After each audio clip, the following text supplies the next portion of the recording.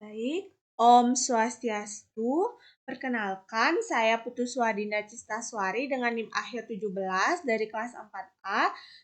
Di sini saya akan melakukan uji T dan uji F dalam analisis regresi berganda menggunakan aplikasi SPSS. Yang pertama, kita masuk ke variable view-nya. Kemudian kita ketik X1, X2, kemudian Y. Nah, kemudian label di sini kita isi variabelnya yaitu motivasi sebagai X1, kemudian minat sebagai X2,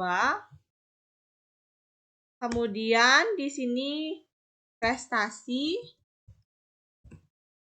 sebagai Y. Nah, selanjutnya kita masuk ke data view. Di sini sudah tersedia X1, X2, dan Y-nya. Kita masuk ke Excel untuk mengcopy datanya terlebih dahulu. Kita copy, kemudian masuk ke aplikasinya, kemudian paste. Nah, jadi teman-teman di sini saya sudah mempaste data-datanya. Selanjutnya kita masuk ke analyze. Di sini kita pilih yang regression, kemudian linear. Baik, selanjutnya untuk prestasi kita pindah ke dependent. Kemudian untuk motivasi dan juga minat di sini kita masukkan ke independent. Nah, jika sudah, selanjutnya kita oke. Nah, jadi di sini sudah keluar ya outputnya atau hasil dari SPSS-nya. Kemudian kita di sini melakukan 3 hipotesis di mana ada H1, H2, dan H3. Yaitu yang untuk yang pertama, H1 itu terdapat pengaruh motivasi atau X1 terhadap prestasi atau Y. Kemudian H2-nya terdapat pengaruh minat atau X2 terhadap prestasi atau Y. Kemudian H3 terdapat pengaruh motivasi atau X1 dan minat X2 secara simultan terhadap prestasi. Jadi teman-teman, kita lihat terlebih dahulu untuk pengujian hipotesis H1 dan H2-nya dengan uji T. Jadi yang perlu kita lihat di sini adalah tabel di sini terlebih dahulu.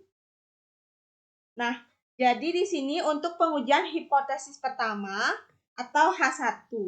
Nah, kita lihat di sini diketahui untuk nilai sig itu yaitu untuk pengaruh X1 terhadap Y adalah sebesar 0,347, di mana ini lebih besar dari 0,05 dan nilai T hitungnya yaitu 0,992 ini lebih kecil dari T tabel yaitu 2,262, sehingga dapat disimpulkan di sini bahwa H1 itu ditolak, yang berarti tidak terdapat pengaruh X1 terhadap Y. Jadi sini X1 itu atau motivasi itu tentunya tidak ada pengaruh ya teman-teman terhadap prestasi atau variabel Y ini.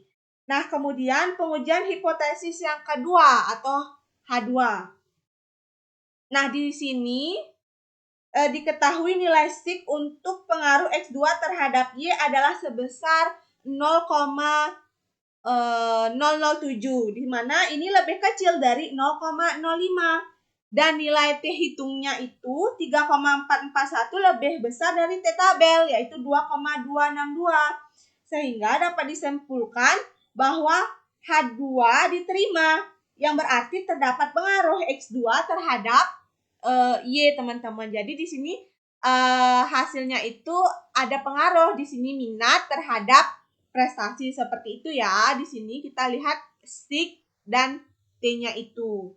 Kemudian selanjutnya pengujian hipotesis H3 dengan uji F.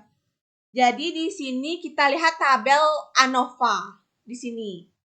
Nah, jadi berdasarkan output itu diketahui nilai signifikansi untuk pengaruh X1 dan X2 secara simultan terhadap Y adalah sebesar di sini terlihat 0,01, di mana artinya itu lebih kecil dari 0,05. Dan nilai F hitung yaitu 23,978 itu lebih besar dari F tabel yaitu 4,10, sehingga dapat disimpulkan bahwa H3 itu diterima ya, yang berarti terdapat pengaruh X1 dan X2 ini secara simultan terhadap Y. Jadi ada pengaruh yang terdapat pengaruh X1 itu yaitu motivasi, X2 dan yaitu minat. Dia ada pengaruh secara simultan terhadap prestasi. Jadi itulah hasil dari bagaimana kita untuk membaca tabel-tabel ini. Kemudian yang terakhir yaitu koefisien determinasi. Di sini kita lihat pada tabel model summary ini. Jadi di sini berdasarkan output yang sudah ada, diketahui bahwa R-square-nya itu adalah R-square, di sini tabel R-square ini dapat kita lihat hasilnya itu 0,842, yang dimana hal ini berarti bahwa pengaruh variabel X1 dan X2 ini secara simultan terhadap variabel Y adalah sebesar 84,2%. Jadi mungkin sekian saja penjelasan dari saya. Mohon maaf apabila ada kesalahan kata. Saya tutup dengan Parama Santi. Om Santi Santi Santi Om. Terima kasih.